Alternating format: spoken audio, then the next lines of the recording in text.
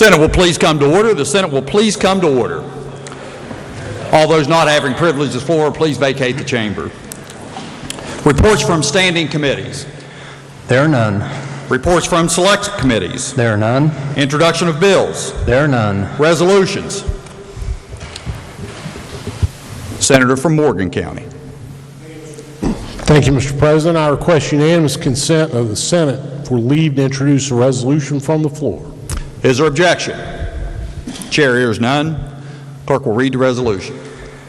Senate Resolution 204 by Senator Trump by request of the House managers and counsel for Chief Justice Workman and Justice Walker, publicly reprimanding and censuring Chief Justice Margaret L. Workman and Justice Elizabeth D. Walker of the Supreme Court of Appeals of West Virginia.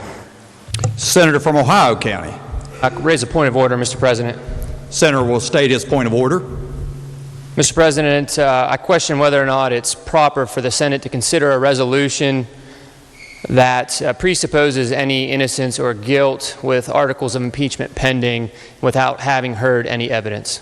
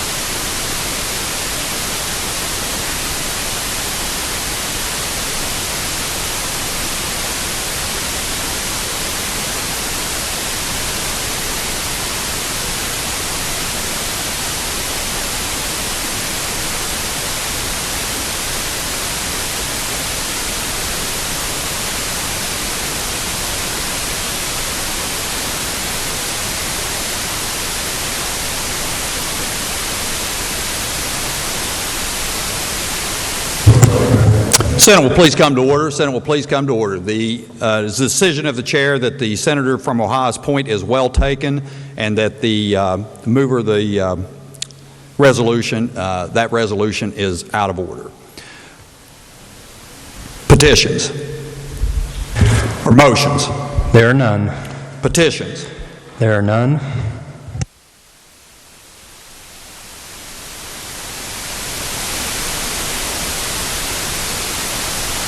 Senator from Ohio County.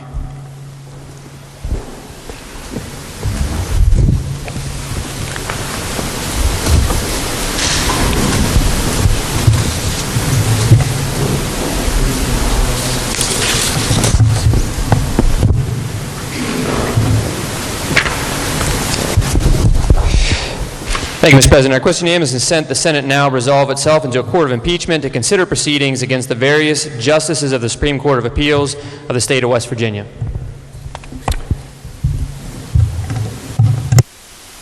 Is there objection?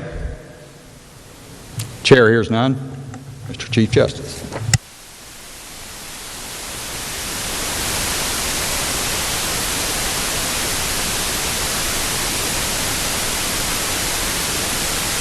Sergeant of Arms will find the counsel and the managers.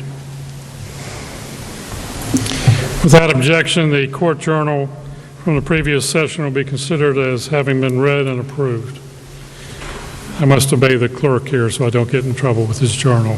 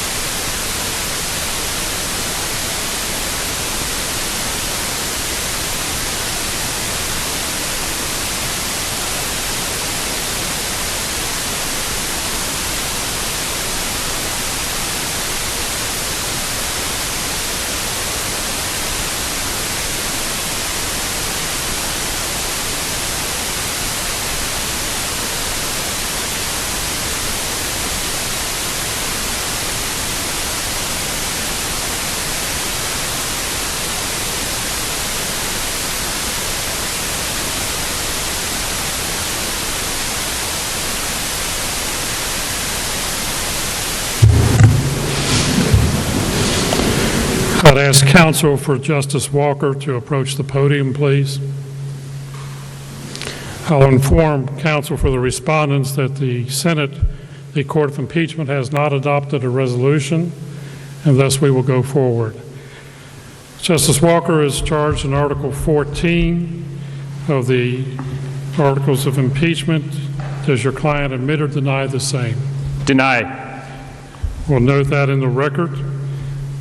Trial date. Managers, is 2 weeks from today adequate time for you to prepare?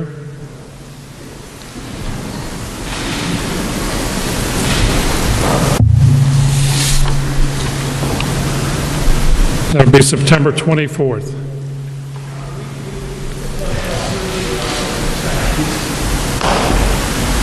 The chairman of the House Judiciary proposes October 2nd. That's correct, Your Honor. We found ourselves short one member of our management team, our members, and we had 3 lawyers on that team to begin with. We're down to 2 now. We could use some extra time. We could be ready, though, to move forward on October 2nd. All right, we will set Justice Walker's trial in the Court of Impeachment for October 2nd, September, I'm sorry. October 1st, which is a Monday. How about that? That works, Your Honor. Thank you. October 1st at 9 a.m. 9 a.m. We will begin at that time. Counsel for Chief Justice Workman, please approach the podium.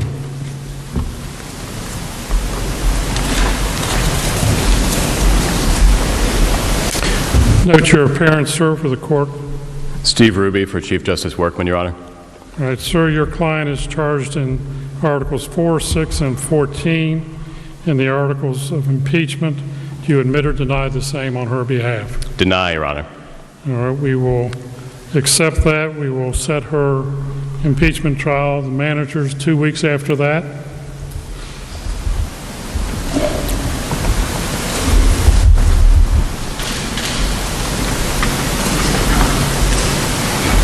Your Honor, 2 weeks from the day of the October Walker trial? 15th. That works for us. Thank you, sir. All right, October 15th, sir. Thank you, Your Honor. We'll take up pretrial motions that morning in front of the whole panel. Your Honor, to clarify, the court intends to take up the pretrial motions on the On date the trial. October 15th.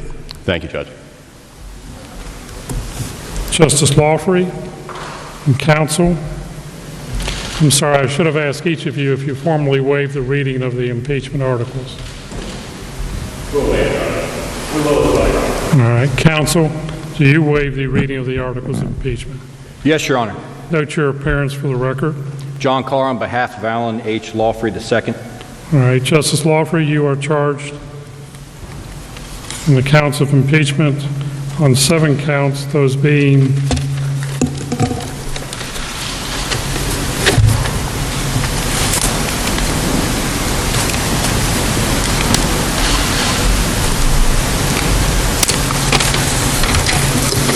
Articles 1, 3, 7, 8, 9, 10, and 14. Justice Lawfrey, do you admit or deny the same? I deny, Your Honor. Thank you, Justice. We will set your trial down for October 29th at 9 a.m. Is that adequate time after your federal proceedings? Your Honor, it is anticipated that it will be. All right, if it's not, let the court know. Yes, Your Honor. Or, counsel, do you want to set it for like November 6th, and I can set Justice Davis before that? Yes, Your Honor. We would prefer November 6th to ensure that that date does not move. All right, let's set November 5th, which is a Monday, Yes, Your Honor. for yours. Thank you. Well, better yet, let's make it the 12th because of the election that week. I think some of you may be tied up that week, at least half of you. So we'll set it down for November 12th at 9 a.m. Thank you. Thank you. Counsel, you are excused if you wish to be. Counsel for retired Justice Robin Davis, please.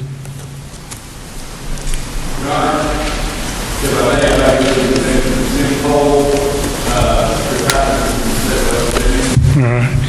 Ladies and gentlemen, Justice Davis has retained Mr. Cole by what's called a method pro hoc vici, which in the law means that he is not licensed in the state of West Virginia, but is temporarily granted permission through the state bar process to be admitted.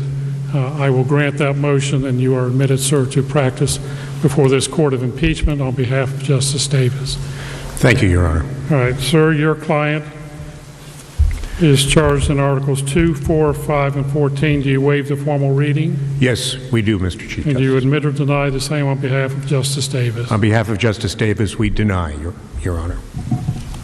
You do not waive the reading? We do waive the reading. I thought you would ask me if we admit or deny, and No. You deny the same, but you waive the reading. we waive the reading, yes. All right. Is there any other matters we need to take up today? We have a motion for continuance, Your Honor, that has been put in. We understand that We will that is set not... your trial down for October 29th, if that is appropriate. It's 2 weeks after the other. And also continuance for filing motions and reciprocal discovery, which we understand from the House managers is not opposed. Any objection by the House managers? No, Your Honor. Thank you. Any other matters today? Not today, Your Honor. I will note that Justice Davis has retired. There are provisions in your rules that you've adopted, and I'll refer you also to the Constitution, which says in an impeachment that the removal from office is the only punishment. So for what purpose does the Judiciary Chairman rise? Thank you, Justice. For a motion pursuant to Rule 13 of the Rules of the Court of Impeachment. You may proceed, sir. Thank you, Your Honor. I move pursuant to Rule 13 that articles of impeachment adopted by the House of Delegates as to former Justice Robin Davis, and those are specifically Article 2, Article 4, Article 5, and Article 14. Now, some of those embrace and accuse more than one justice, but insofar as they relate to former Justice Davis only, I move for their dismissal. And those are two articles, 2, 4, 5, and 14, as to Justice Davis. The motion before the body under Rule 13 of the rules that you have adopted is that a retired justice, the case be dismissed against her. Is there discussion? Is there discussion? I see none. Go ahead, sir. You may explain.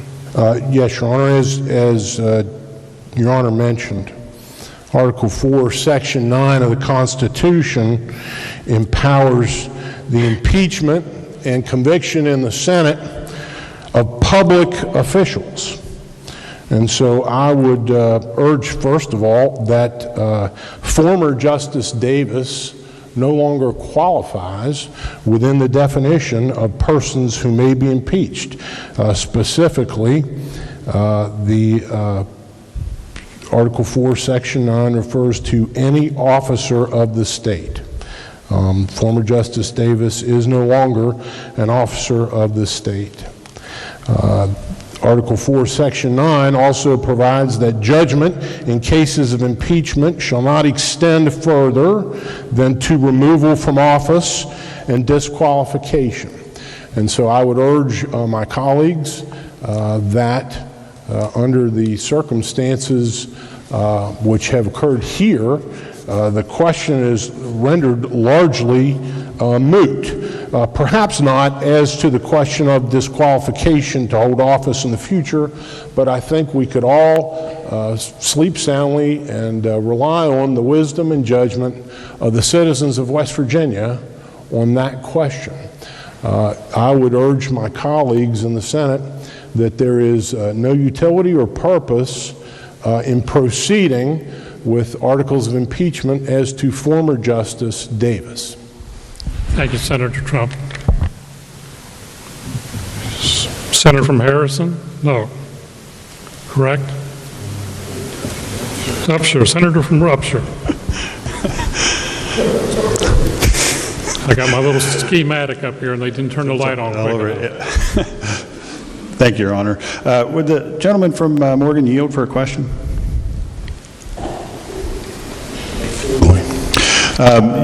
I believe one of the articles of impeachment deal with the idea that senior status judges were paid outside of the law and more than they were allowed to be paid legally. Is that, am I reading that right? I think my colleague from Upshur County is referring to article, let me check, article number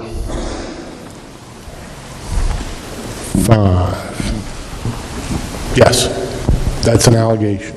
And you said a moment ago that the justice is no longer a public official in West Virginia as far as this question of impeachment is concerned. Would Justice Davis still qualify as a senior status judge?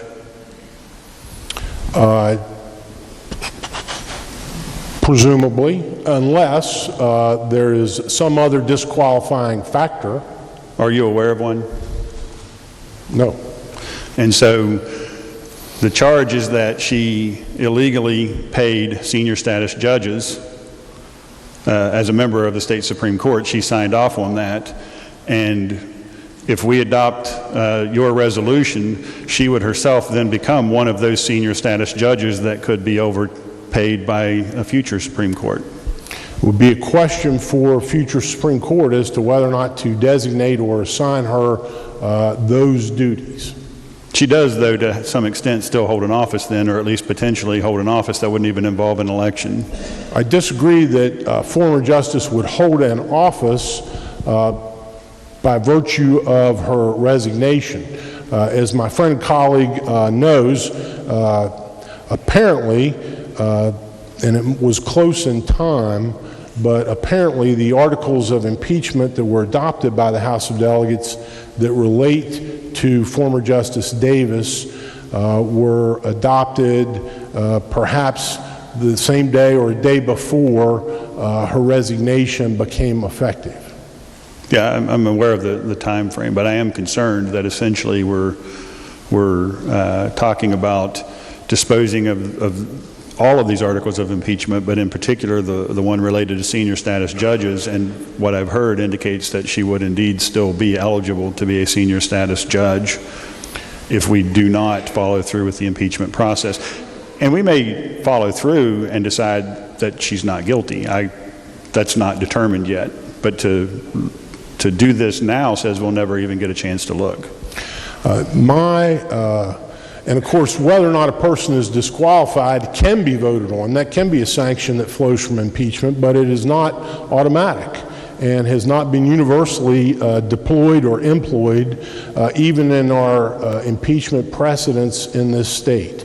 The purpose of my motion, I think, is just recognition of the fact that the primary purpose of a trial in the Senate upon an article of impeachment is the removal of a public official from office.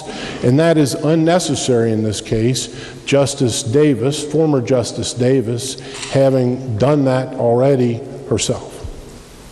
One other quick question, and I guess I don't know the answer to this for sure.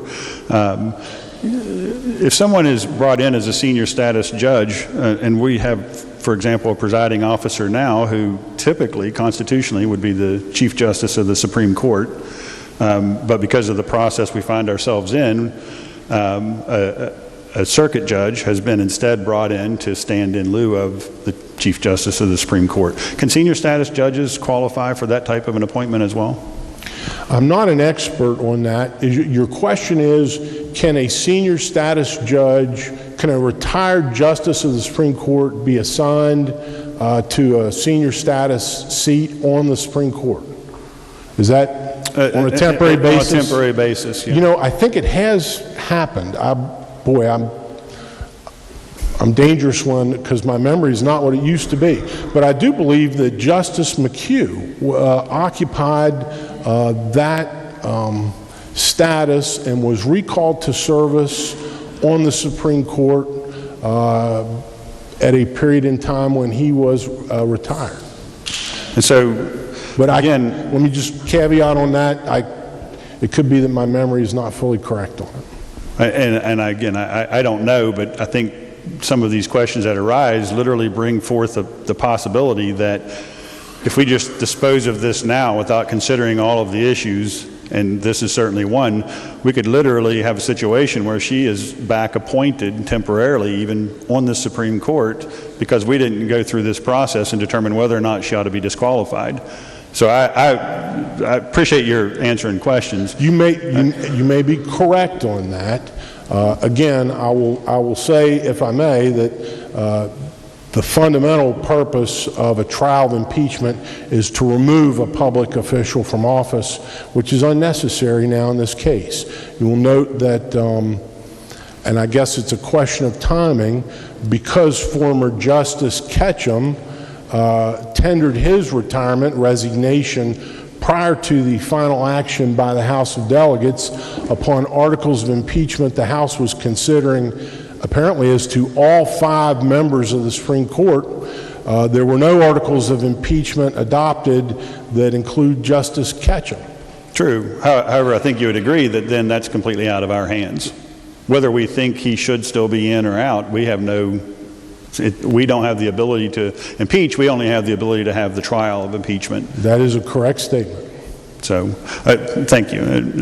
Your Honor, for the reasons that I think we just heard, which is that, in fact, this does not remove her entirely from office and from the privileges of office, her resignation, I would be opposed to the motion because it sounds to me very much like she could find herself back into the judicial system. And if we're going to allow for that, we need to consider whether or not, she actually should be considered for impeachment to prevent that. The whole purpose of impeachment is to determine whether or not someone is fit to hold public office. And even being a senior status judge is something that we should be answering that question for.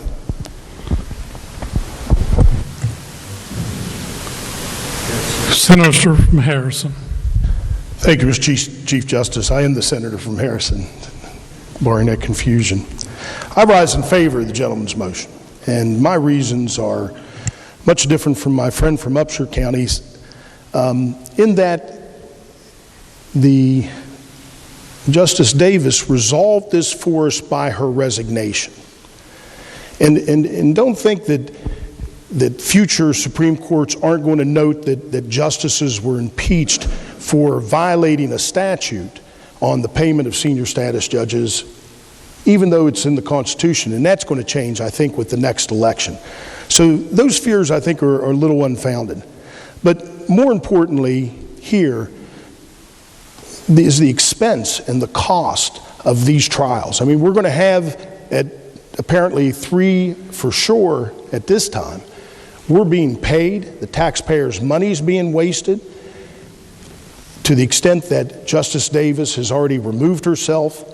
And quite frankly, even if we would go through the entire process and find that there was no need to bar her from state office, or even to bar her from state office, that does not have any effect on federal office in any case. So there could still be future offices held by any of these justices.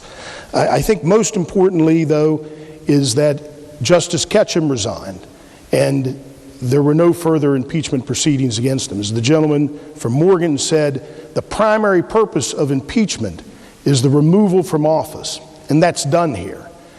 That is done here.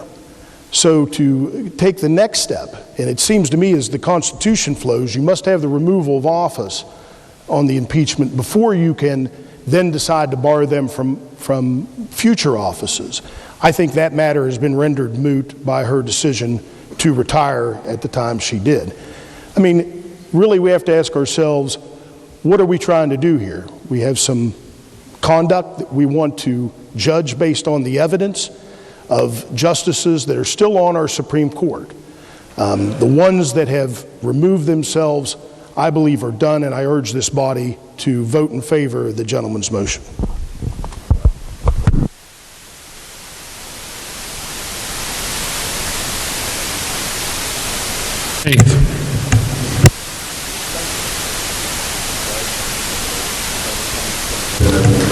I rise in opposition to this motion.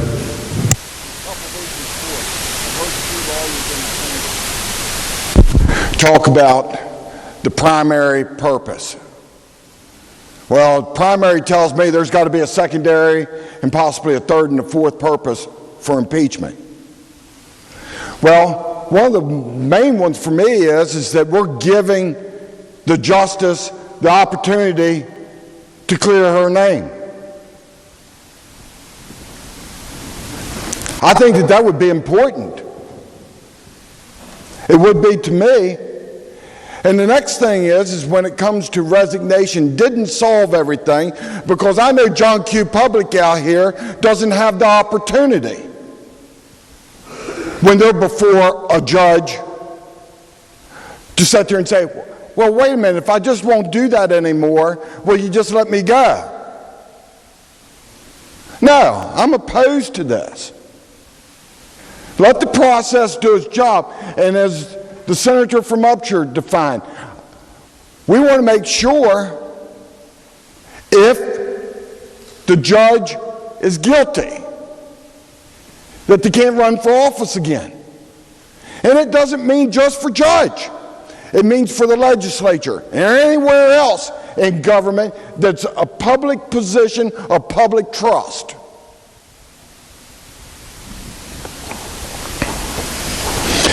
And I'll close with one last thing on it.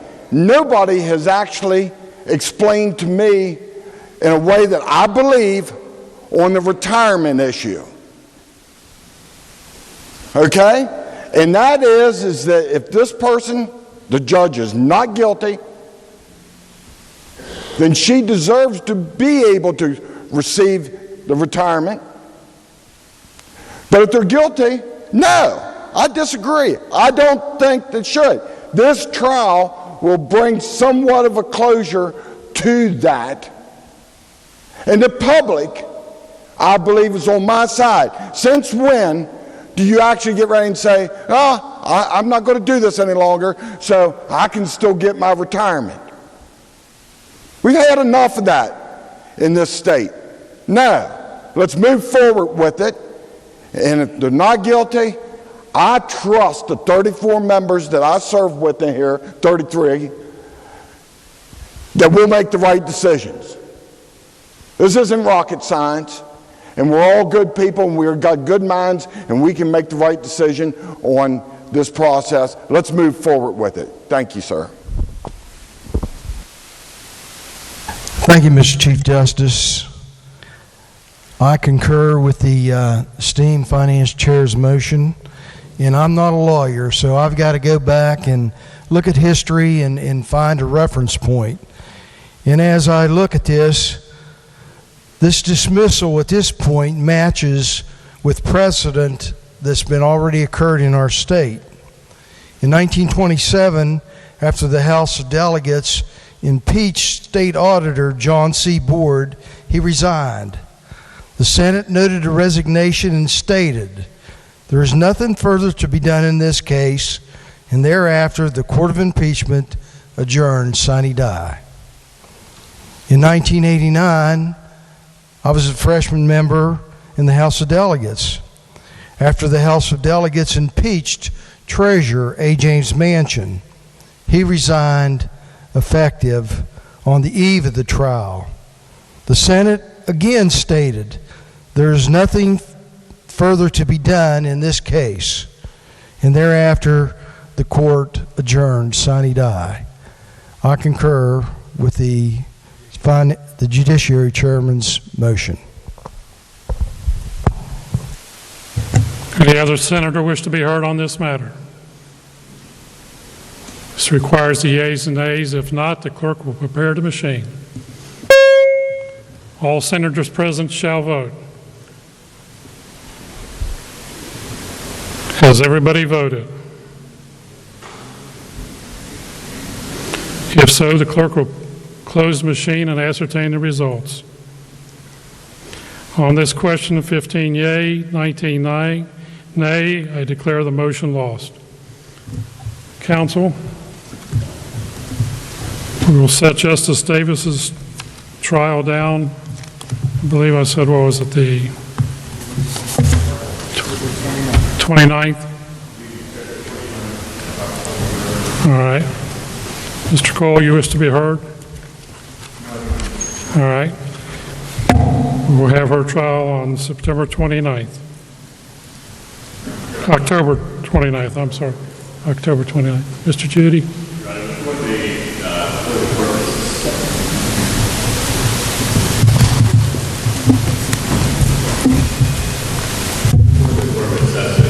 We would ask for consideration of the briefing schedule that was proposed in Chief Justice Workman's motion of last week. I understand that the court's indicated it would rule on substantive pretrial motions on the 15th of October, but Chief Justice Workman had proposed a briefing schedule that we think would allow both us and the House managers adequate time to brief further motions that we anticipate filing, and that they may file as well. Chairman Schott.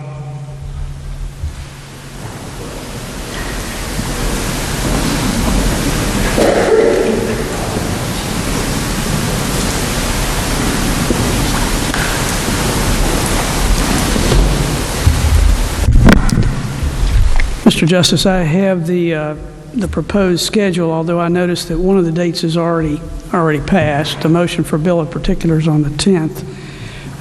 We have some issues with regard to whether some of these motions are proper under the rules of the Senate. We don't have a problem with setting a schedule to address these, but I have not yet been able to determine how I'd go turn back the clock of time and respond to a September 10th deadline. Then our deadline basically would be day after tomorrow. Is that correct? under this schedule, yes. Yes, well, we would object to that, Your Honor. We just got the bill of particulars last night at 9:30. That's hardly any time at all. And we'd also suggest that there's no room in the rules for a bill of particulars. We think the articles are obvious on their face as to what they're alleging. A bill of particulars is more of a criminal type motion. This is not a criminal trial, therefore deny your motion for a bill of particulars.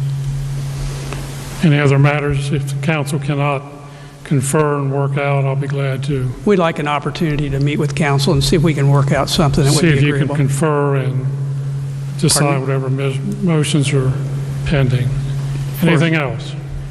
Senator from Cabell? Do you want anything else? Your Honor, may I address the court briefly? Yes. First of all, I'd like to apologize to the court and to the members of the Senate for the time we consumed this morning.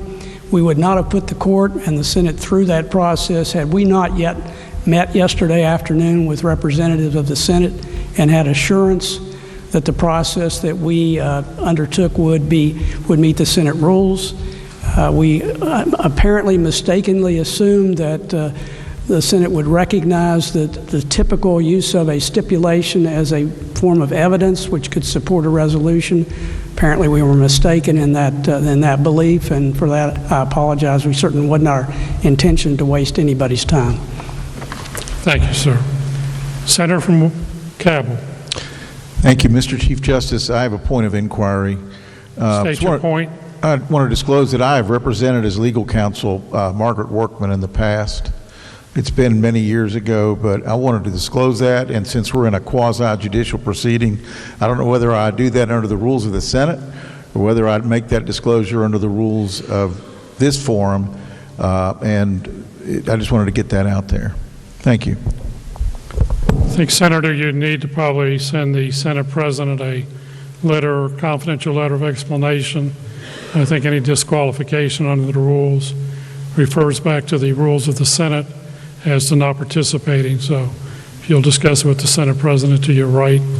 And anybody else before we adjourn the Court of Impeachment?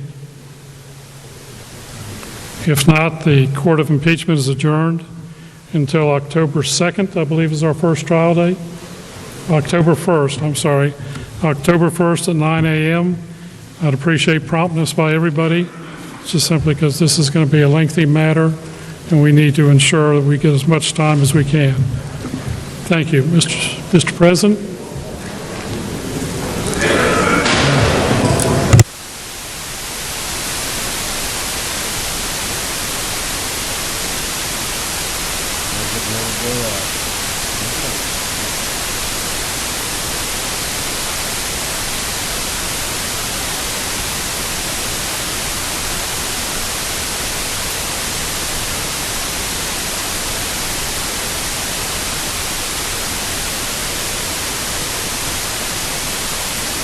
Senate will please come to order. Senate will please come to order. All those not having privilege of the floor will please vacate the chamber.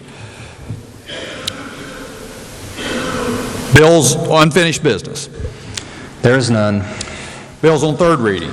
There are none. Bills on second reading. There are none. Bills on first reading. There are none. Introduction of guests. Remarks by members of the Senate. The Senate from Brooke County. Thank you, Mr. President. Given in light of what today is, Mr. President, I've been thinking today after we had our prayer this morning about the gravity of September the 11th and what that date means. There's an episode of the show Band of Brothers, which was an HBO miniseries that dealt with Easy Company in World War II. And there's an episode called Why We Fight. And that episode deals with the finding of concentration camps towards the end of the war.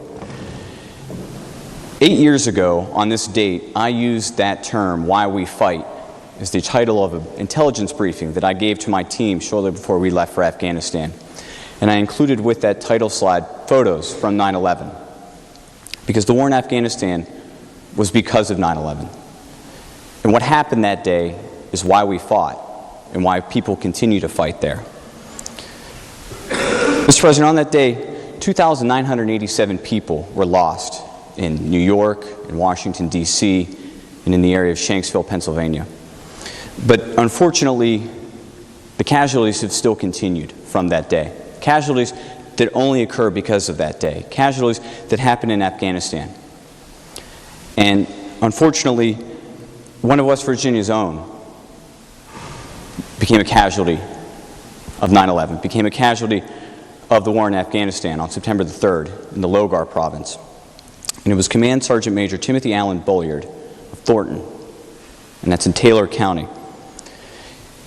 He was killed in what's called a green on blue attack, and that is when a member of the Afghan National Security Force, whether it be the police, the National Director of Security, the Border Police, the Army, or someone posing as one of those members, attacks and kills a member of the Allied forces. And that, unfortunately, was happened to Command Sergeant Major. He was leaving a security meeting, and he was killed by an individual wearing a security uniform. Although he was in the Army, Mr. President, he epitomized what is a core value of the Air Force, of which I'm a member of, and that is service before self. And Command Sergeant Major Bulliard had been on 7 deployments, and I only went on 1, and I'm very thankful that I only went on 1. But there are a lot of people, Mr. President, who served on multiple, and he was one of them. 6 Bronze Stars on 7 deployments. And I think about why we fight. And I think about this room on a much completely different level. But everybody in this room is involved in a rhetorical or a not literal war, but for what they believe in. And the way of life that made those 19 individuals do what they did on September the 11th. And we're all here because we want to fight for what is best for the state of West Virginia, the vision that we have for the state of West Virginia, and the way of life that we want for the United States of America. And it happens here and in 49 other state capitals across the country and in Washington, D.C. as well. For a better way for West Virginia, for whatever state, for the United States of America, and that is why we fight. In closing, I want to discuss very briefly the stories of September 11th. That has stuck with me the most in the 17 years since that date. And it's the story of Todd Beamer. And Mr. Beamer boarded a flight in Newark, New Jersey, bound for San Francisco, American Flight 93, or United Airlines Flight 93, I'm sorry. He worked in computer software, he was married, and he had 2 sons and a daughter that was on the way. And 46 minutes into their flight, it was hijacked. And after the hijacking occurred, a lot of the passengers were herded into the back of the plane. And it was at that point in time that Mr. Beamer attempted to call his wife via the phone that was on the plane. And instead of getting through to his family, he was placed in contact with an operator. And he informed her of the situation, let her know what was going on in the plane and what had happened. And then he started having a conversation with some passengers. And his last words to the female reporter was, "If I don't make it back, please call my family and let them know how much I love them." The operator then heard him say to another passenger, "Are you ready? Okay, let's roll." And it was at that point in time, Mr. President, that they stormed the cockpit and struggled with the hijackers. And that's what led to the plane going down in that empty field near Shanksville, Pennsylvania. A couple of weeks after 9/11, there was a quote by Teddy Roosevelt that was found in a book on Mr. Beamer's desk. And that quote, and I'm going to read it because I don't want to mess it up, because it is, I think, one of the best written things that I've ever read. It's a quote by Teddy Roosevelt, and it's called "The Man in the Arena." And it says, "It is not the critic who counts, not the man who points out how a strong man stumbles, or where the doer of deeds could have done them better. The credit belongs to the man who is actually in the arena, whose face is marred by dust and sweat and blood, who strives valiantly, who errs, who comes short again and again, because there is no effort without error and shortcoming, but who does actually strive to do the deeds, who knows great enthusiasms, the great devotions, who spends himself in a worthy cause, who at the best knows in the end the triumph of high achievement, and who at the worst, if he fails, at least fails while daring greatly, so that his place shall never be with those cold and timid souls who neither know victory nor defeat. And on September the 11th, Todd Beamer completed his time here on earth. His life ended while daring greatly, and he did not die a cold and timid soul.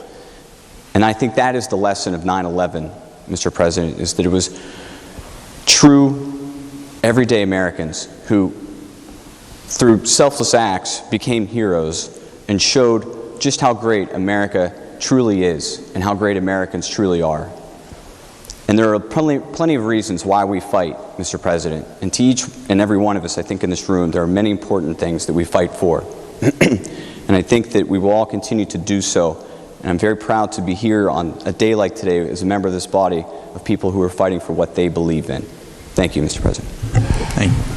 Further remarks, the senator from Preston County. The remarks from the senator from Brooke be placed in the appendix of the journal. Is there objection? Chair hears none, so ordered. Senator from Logan County.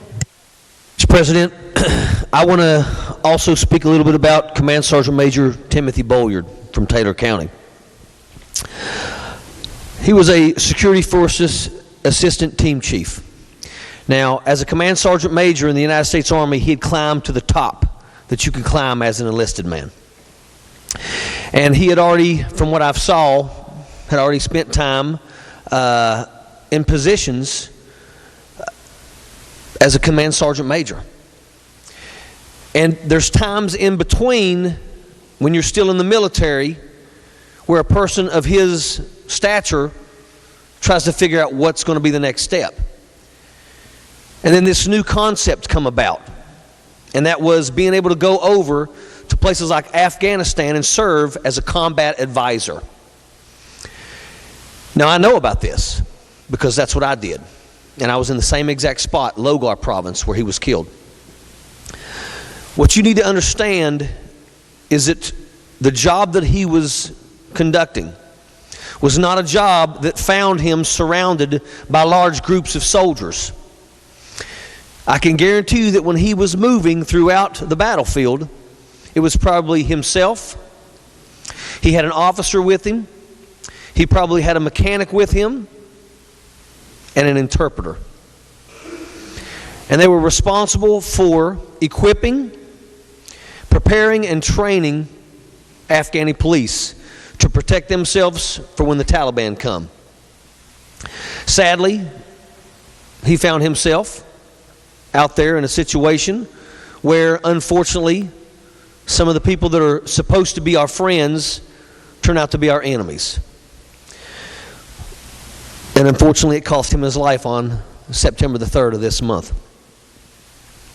I want to just state that I would like everyone to please stand and let's give a moment of silence for Command Sergeant Major Timothy Bolliard, who had 7 deployments, 6 Bronze Star medals, 2 with V device for valor, 4 Meritorious Service Medals, 6 Army Commendation Medals, 9 Army Achievement Medals, 1 Iraqi Campaign Medal with 4 Campaign Stars, the Kosovo Campaign Medal, the Afghanistan Campaign Medal, the Combat Action Badge for actively engaging or being engaged by the enemy, and the Purple Heart. Thank you, Mr. President. Senate will please be silent.